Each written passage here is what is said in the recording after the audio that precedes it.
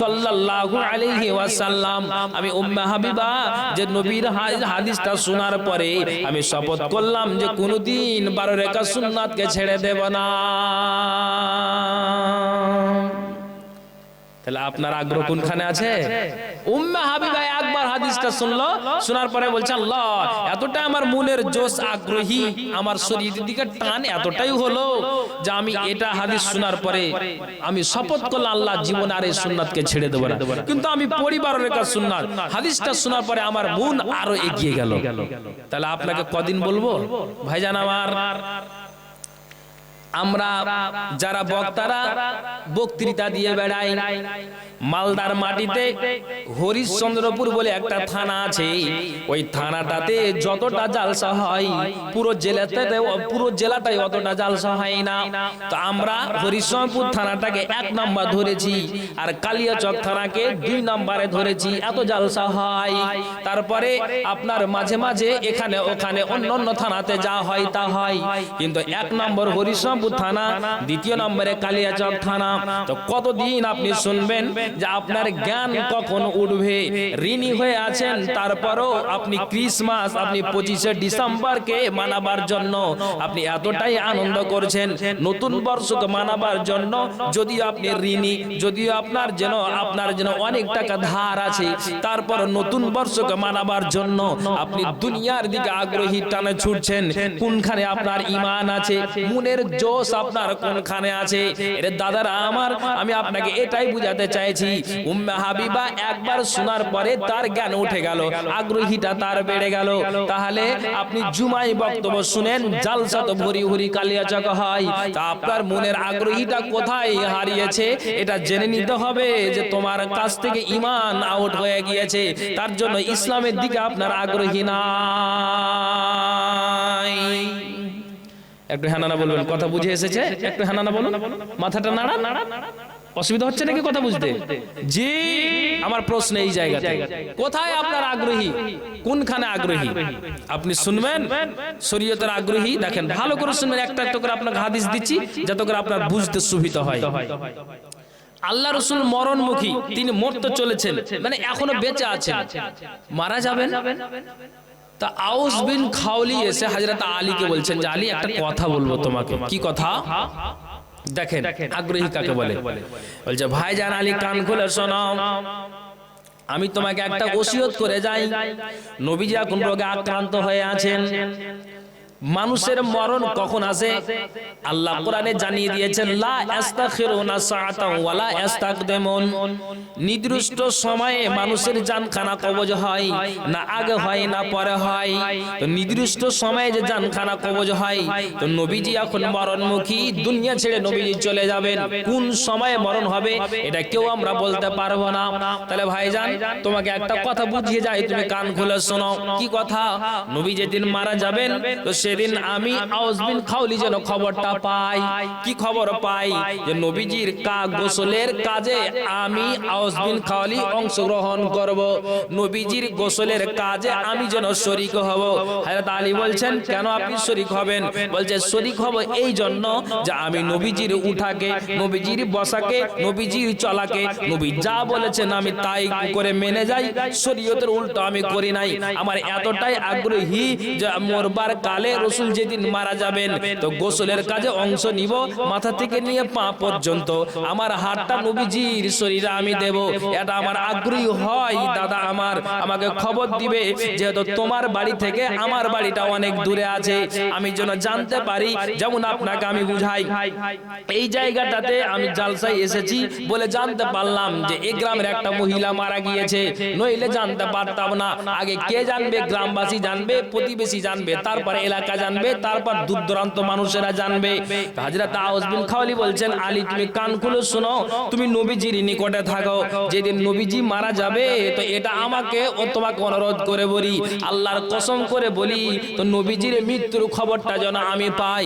আমার খবর পাওয়ার এটাই আগ্রহী যে নবীজির গোসলের কাজে অংশ নিব, নবীজির মরা দেহটাতে আমি আউস বিন খাওলি হাতটা বুলাবো।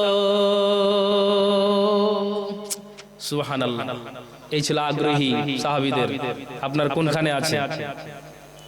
অনুরূপ আবু তালহা উনি কবরকে খননের জন্য তিনি নিজের একটা আগ্রহী, তিনার একটা জোশ বেড়েছিলেন, নবীর কবর আমি খনন করব। জি, আয়েশার কামরাতে বিছানা উঠিয়ে উক্ত কবর আবু তালহা খনন করেছেন। আউস বিন খাওয়ালি শুধু উনি গোসলে শরীক হননি, ইতিহাস যা প্রমাণ করে যে নবীজির গোসলের কাজে 7 জন শরীক হয়েছিলেন। আউস বিন খাওয়ালি, হযরত আলী, হযরত আব্বাস, তার 2 পুত্র ফজল এবং কুসাম, এবং নবীজির মুক্তদা সুকান এবং উসামা বিন যায়েদ, এই 7 জন ছিলেন নবীজির গোসলের কাজে। হযরত আউস বিন খাওয়ালির মনের আগ্রহী কি, ভাই আলী আমি যেন খবরটা পাই নবীজির মরা দেহতে আমি আমার হাতটাকে বুলাবো।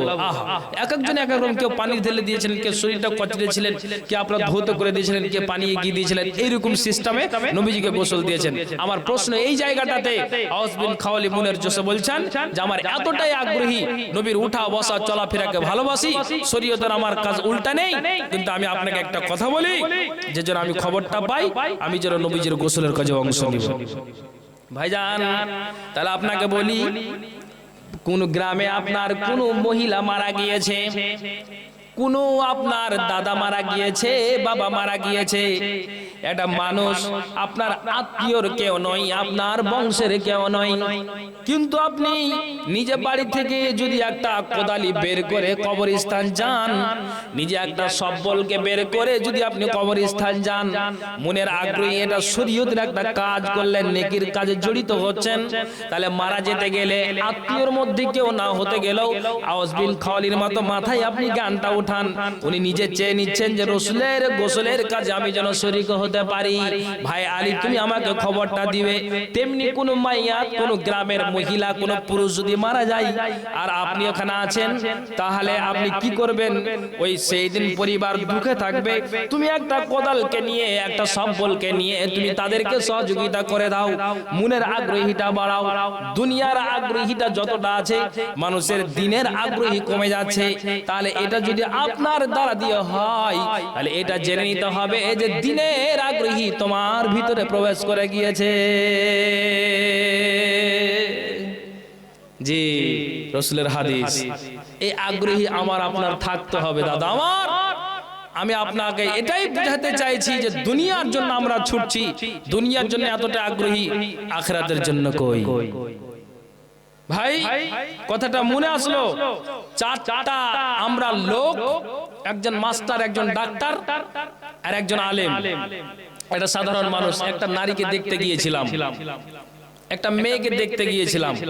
তো মেয়েটাকে দেখতে যাওয়ার পর মুফতি সাহেব বলছে মাস্টারকে যে আপনি জিজ্ঞেস করুন। মাস্টার বলছে মুফতি সাহেব আপনি জিজ্ঞেস করুন, বলছেন না আপনি করুন। তো মাস্টার জিজ্ঞেস করছেন যে আচ্ছা মেয়ে তোমার নাম কি? আমার নাম এই। তোমার বাবার নাম এই। তোমার মানে চাচারা, তোমার দাদারা, তোমরা কয় ভাই বোন, এগুলো সব জিজ্ঞেস করে। তারপরে জিজ্ঞেস করার পর তখন বলছে যে আপনি লেখাপড়া কতটুকু করেছেন? তখন চট করে মেয়ের বাবাটা পাশে বসে আছে, তখন বলছে আমার মেয়েকে আপনি কি জিজ্ঞেস করবেন? আমার মেয়েটা গ্রাজুয়েট পাস। তার মানে বাবা কত গর্বিত, আনন্দিত যে আমার মেয়েকে আমি গ্রাজুয়েট পাস করিয়েছি। তা আপনার প্রশ্নের জায়গায় বা আর কি আছে? জি বাপজান, প্রশ্নের জায়গা আর কি আছে যে আপনি আমার মেয়েকে কি জিজ্ঞেস করবেন? কথাটা বুঝবেন যে আমি প্রশ্নের জায়গা রাখিনি, মেয়েটাকে আমি গ্রাজুয়েট পাস করিয়েছি। মুলবি সাহেবের কিন্তু মনটা একটা আলাদা হয়ে গিয়েছে। গ্রাজুয়েট পাস বলে যে সবই তার ভিতরে আছে, এটা কি বলতে পারা যাবে? হ্যাঁ না বলুন। কেন? মেয়ের বাবা বলল মানে একটা গর্বিত, আনন্দিত, আপনি কি জিজ্ঞেস করবেন? মেয়ে আমার গ্রাজুয়েট পাস। তো ওই মেয়েটাকে মুফতি সাহেবটা বলছে আচ্ছা সালওয়ারা, এই তোমার বাবুনটোলার মসজিদ থেকে বাড়িটা কত দূর? বলছে যে 50 মিটারও হবে না। তো বলছে যে চলো, এদিক ওদিক কথা আর না বাড়িয়ে তুমি সূরাতুল ফাতিহা শোনাও তো।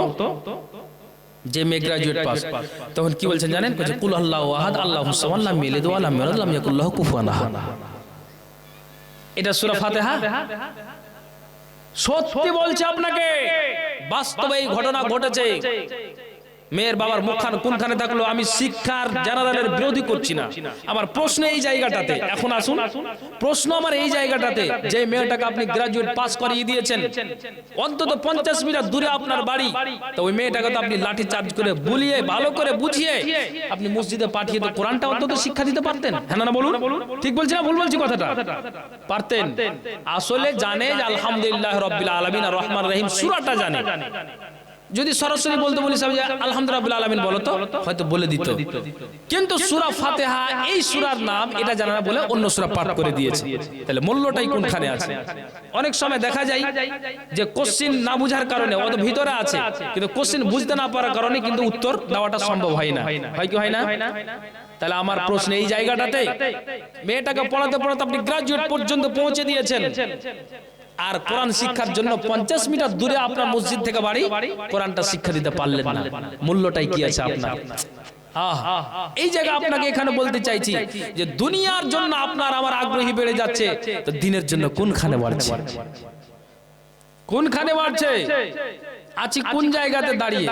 একটু মাথায় উঠান, মগজে উঠান, জ্ঞান করুন। আপনাকে আমি কি বুঝাতে চাইছি, জি ভালো করে শুনবেন। কি কথা? খায়বারের যুদ্ধের দিন একজন বেদঈন এসে আল্লাহ রাসূলের কাছে ইসলাম কবুল করলো। ভালো করে শুনবেন।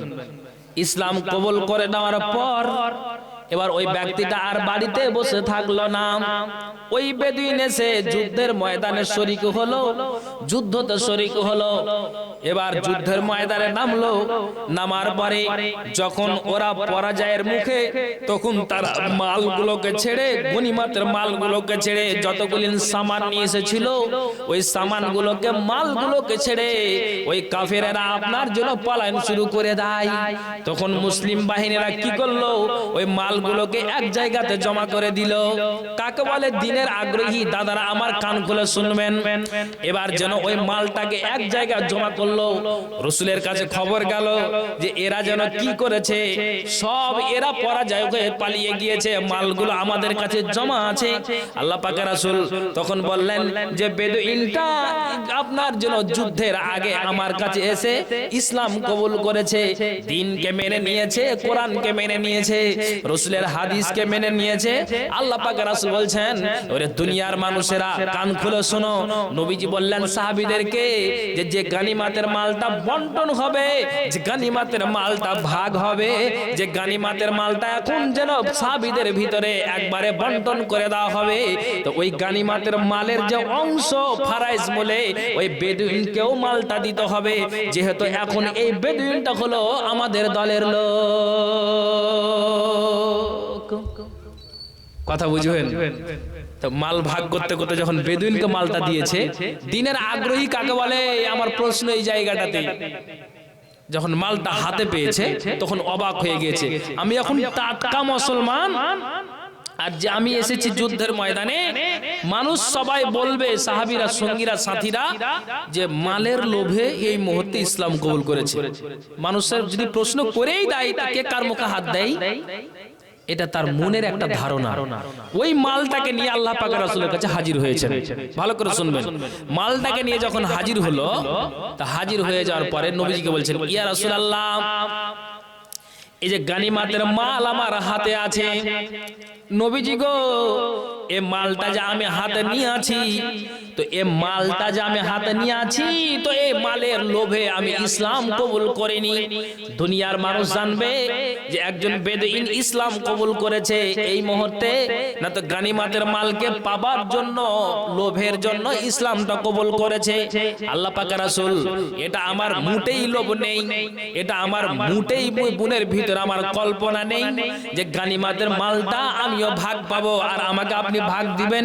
তো এই মালের লোভে আমি ইসলাম কবুল করিনি। এবার নবীজি বলছেন, কেন তুমি ইসলাম কবুল করেছো? ওই বেদুইন নবীজিকে বলছেন, আল্লাহ পাকের রাসূল, আমি এই জন্য ইসলাম কবুল করেছি, তার মূল কারণ হলো এটাই যে ইসলাম কবুল করার উদ্দেশ্য হলো যে জিহাদের ময়দানে আমি নামবো, আমি যখন ফিল্ডে নামবো লড়াইটা আমার দ্বারা দিয়ে হবে। আমি যখন যুদ্ধ করে যাব, উনি একটা কাফের সুযোগ পেয়ে আমার কণ্ঠনালীতে একটা তীর লাগাবে, লাগাবে আর যখনই আমার কণ্ঠনালীতে একটা মুশরিক একটা কাফের যখন তীর লাগাবে ওই তীরটা লাগাতে গেলে আমার কণ্ঠনালীতে লাগবে আর আমি জমিনে পড়ে যাব, বেহুশ হয়ে যাব, অজ্ঞান হয়ে যাব, আমি শহীদ হয়ে যাব, আমি মারা যাব। আল্লাহ পাকের রাসূল ওয়াল্লাহি আল্লাহর কসম খেয়ে বলছি নবীজি আমার গানিমাতের মালের প্রতি আমার লোভ নেই, আমার লোভ হলে এটাই ইসলাম কবুল করলাম।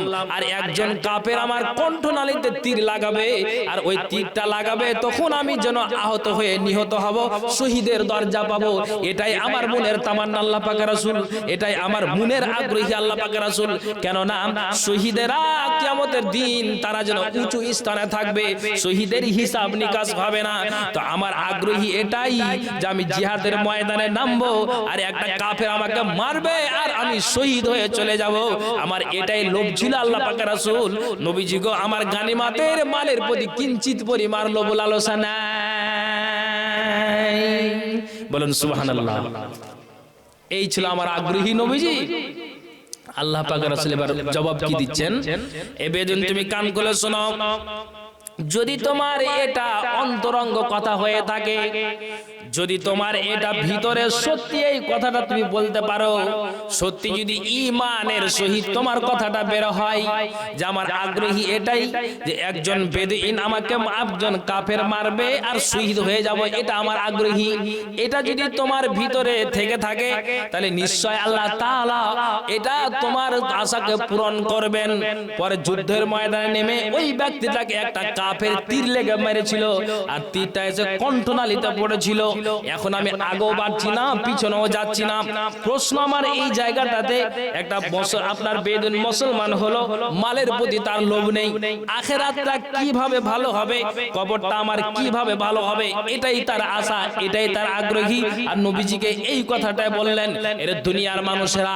তাহলে আপনাকে আমি এখন বুঝাতে চাই, একটু মাথায় উঠান তো, একটা কথা যদি দিনের জন্য বলা যায় তাহলে আপনার মগজে কথাগুলি উঠে যায়, তাহলে দিনের প্রতি আগ্রহীর যখন আপনাকে কথা বলা যায় তখন আপনার ঈমানটা মনে হয় আউট হয়ে যায়।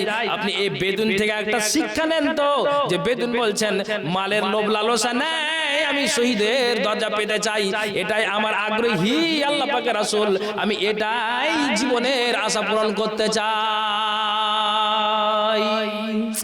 সুবহানাল্লাহ। ভাইজান আছে এই বাবুরতলা গ্রামে আছে